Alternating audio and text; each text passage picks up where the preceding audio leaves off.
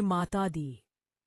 प्रिय श्रोताओं, नवरात्रि के प्रथम दिन माँ भगवती के प्रथम स्वरूप माँ शैलपुत्री की पूजा की जाती है। आज हम आपको माँ शैलपुत्री की पावन कथा सुनाएंगे। हिमालय की पुत्री होने के कारण माँ को शैलपुत्री कहा जाता है। इनका स्वरूप अत्यंत शांत और सरल है। माँ के एक हाथ में त्रिशूल और दूसरे में कमल का फूल शोभायमान है। नंदी बैल पर सवार माँ शैलपुत्री को वृषारूढ़ा और उमा के नाम से भी जाना जाता है। माँ शैलपुत्री की कथा। माँ शैलपुत्री की कथा को समझने के लिए हमें उनके पूर्व जन्म की कथा जानना आवश्यक है। प्रजापति दक्ष ब्रह्मा जी के मानस पुत्र थे। उनकी कई गुणवती पुत्रियां थीं, लेकिन वे एक ऐसी पुत्री चाहते थे जो सर्वगुण संपन्न और सर्वशक्तिमान हो। इसके लिए उन्होंने कठिन तप किया। उनकी तपस्या से प्रसन्न होकर माँ आद्य शक्ति ने कहा, हे राजन, मैं तुम्हारे यहाँ पुत्री रूप में जन्म लूंगी और मेरा नाम सती होगा। इस प्रकार माँ आद्य शक्ति ने दक्ष के यहाँ सती के रूप में जन्म लिया। सती बचपन से ही अलौकिक थी। उनके चमत्कारों को देखकर स्वयं दक्ष भी आश्चर्यचकित रह जाते थे। जब सती विवाह योग्य हुई, तब ब्रह्मा जी की सलाह पर उनका विवाह भगवान शिव से हुआ।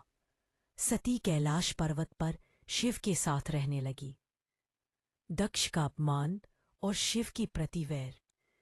एक बार ब्रह्मा जी ने धर्म की सभा बुलाई, जिसमें सभी देवता उपस्थित थे। जब दक्ष सभा में आए तो सभी देवता उनके सम्मान में खड़े हो गए, किंतु भगवान शिव जो ध्यान मग्न थे और ब्रह्मा जी खड़े नहीं हुए। दक्ष ने इसे अपना अपमान समझा।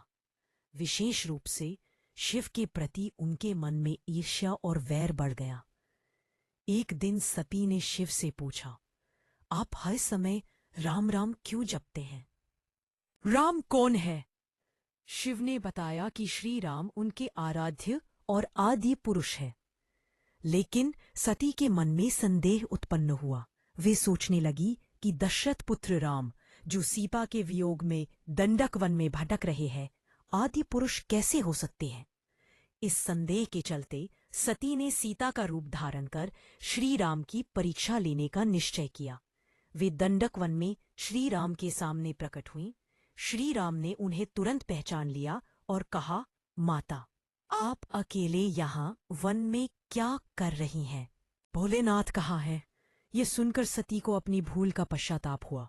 वे कैलाश लौटी, लेकिन शिव को यह कार्य अच्छा नहीं लगा। उन्होंने कहा, सती, तुमने मेरे आराध्य की परीक्षा लेकर ठीक नहीं किया। अब तुम मेरी अर्धांगिनी नहीं रह सकती। यह सुनकर सती दुखी हो गई। उसी समय दक्ष ने कनखल में एक विशाल यज्ञ का आयोजन किया, जिसमें सभी देवताओं को आमंत्रित किया गया, लेकिन शिव को निमंत्रण नहीं दिया। सती को जब यह पता चला तो वे यज्ञ में शामिल होने की इच्छा से अपने पिता के घर गई। हालांकि शिव ने उन्हें रोकने की कोशिश की। वहां दक्ष और उनकी बहनों ने सती का अपमान किया। दक्ष ने शिव को भूतों का स्वामी और अयोग्य कहकर तिरस्कार किया। सती से यह अपमान सहन नहीं हुआ। उन्होंने यज्ञ मंडप में देखा कि सभी देवताओं के भाग है, लेकिन शिव का भाग नहीं। क्रोध और दुख से भरी सती ने कहा, मेरे स्वामी का अपमान करने वालों के बीच मैं एक क्षण भी जीवित नहीं रहना चाहती। यह कहकर वे यज्ञ कुंड में कूद पड़ी और उनका शरीर अग्नि में भस्म हो गया। शिव का क्रोध और शक्तिपीठों की स्थापना।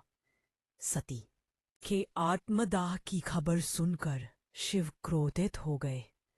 उनके गण वीरभद्र ने यज्ञ का विध्वंस कर दक्ष का सिर काट दिया। सती के जले हुए शरीर को कंधे पर उठाकर शिव सभी दिशाओं में भटकने लगे। उनकी व्याकुलता से सृष्टि में हाहाकार मच गया। तब भगवान विष्णु ने अपने सुदर्शन चक्र से सती के शरीर के 51 टुकड़े किए, जो धरती पर विभिन्न स्थानों पर गिरे। ये स्थान आज शक्तिपीठ कहलाते हैं, जहां माँ की पूजा होती है। माँ शैलपुत्री का पुनर्जन्म। अपने अगले जन्म में माँ सती ने हिमालय के यहाँ पुत्री के रूप में जन्म लिया। हिमालय की पुत्री होने के कारण उन्हें माँ शैलपुत्री कहा गया।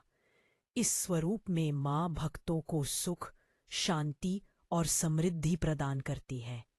आइए सभी मिलकर बोले, माँ शैलपुत्री की जय, माँ दुर्गा भवानी की जय। प्रिय श्रोताओं, अगली कथा में हम नवरात्रि के दूसरे दिन माँ ब्रह्मचारिणी की पावन कथा सुनेंगे। हम आशा करते हैं कि आप अगली कथा का भी उत्साहपूर्वक इंतजार करेंगे। जय माता दी।